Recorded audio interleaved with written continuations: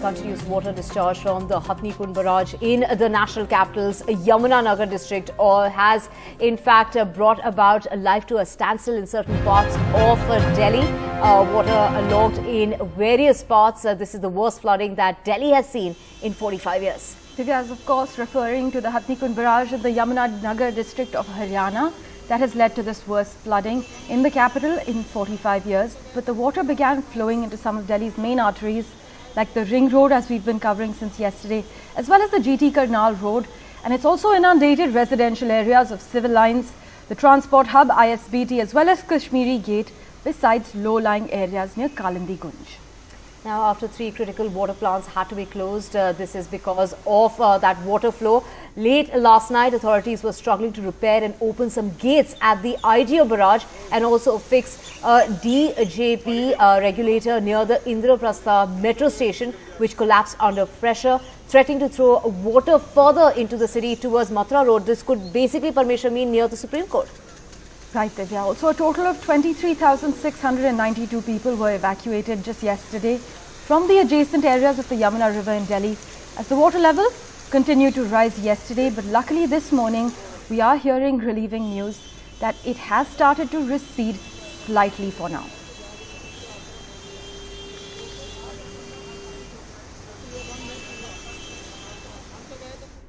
But what is the government doing in order to prevent more flooding? As fears are today that more areas could get inundated. Parmeshwar, the worry is that moderate rainfall is expected. When they say moderate rainfall, that's the kind of rainfall we saw over the weekend, whether it was Saturday or Sunday, even Monday, as far as the national capital is concerned. So a bit of a worry when it comes to that water that started to recede. But what really is the government doing on the ground? Let's find out with my colleague, Saurabh Shukla. इस वक्त यमुना जो है अपने खतरे के निशान से करीब 3 मीटर ऊपर है।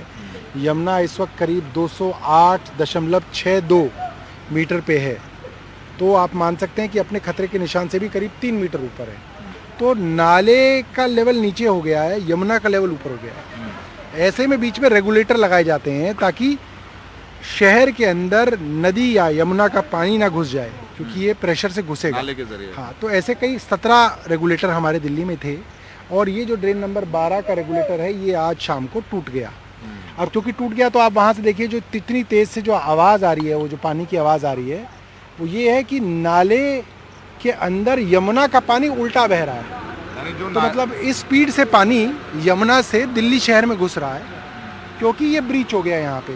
तो अब यहाँ पे हमने लेबर मोबिलाइज की है, हमारे ऑफिसर्स हैं जो ये बेसिकली गुड अर्थ होती है, इसके कट्टे बना के एक वियर बना रहे हैं, एक तरीके का बांध बना रहे हैं, एक तरीके का बंड बन रहा है, ताकि इस नाले को यहीं पे रोका जाए और यमुना का पानी जो शहर में घुस रहा है, बहुत स्पीड से घुस रहा है, उसको तुरंत रोका जाए।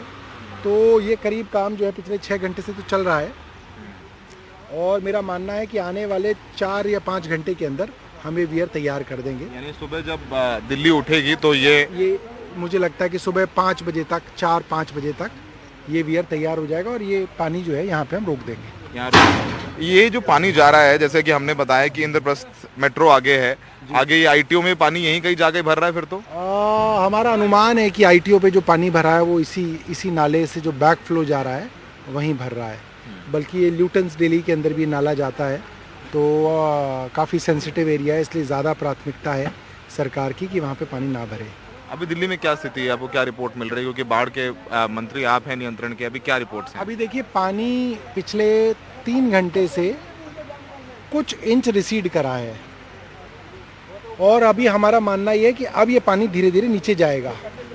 अगर पीछे बरसात हो जाती है तो पानी फिर उठेगा, मगर अगर पीछे बरसात नहीं होती हरियाणा, हिमाचल, उत्तराखंड में, तो ये पानी जो है धीरे धीरे इसका स्तर नीचे जाएगा और दिल्ली में राहत मिलेगी इससे। इस आपदा में क्या दिल्ली सरकार को केंद्र सरकार का कुछ लाभ मिल रहा है, कुछ सहायता केंद्र सरकार कर रहे हैं? हम और केंद्र सरकार कोऑर्डिनेट करके काम कर रहे हैं और जहां तक आपदा का सवाल है, हमारी कोई जो है एक दूसरे के खिलाफ कोई फ्रिक्शन नहीं है। We are working together. तो उम्मीद है कि आप इसे रोक लें और दिल्ली में जो कल दिल्ली उठे तब ITO में पानी कम हो, और ये पानी कहाँ तक जा सकता है अगर नहीं रोका सौरभ? तो अब देखिए, मैंने तो मीडिया में ही पढ़ा कि ये जो है सुप्रीम कोर्ट के आसपास के इलाके को जो है फ्लड कर सकता है, तो काफ़ी सेंसिटिव जोन है जहाँ पे ये नाला जो है इफेक्ट कर सकता है। इसलिए सारी रात जग के भी जो है सारे ऑफिसर जो हैं यहाँ पे मोबिलाइज हैं, इरिगेशन फ्लड के हैं, जल बोर्ड के ऑफिसर्स हैं।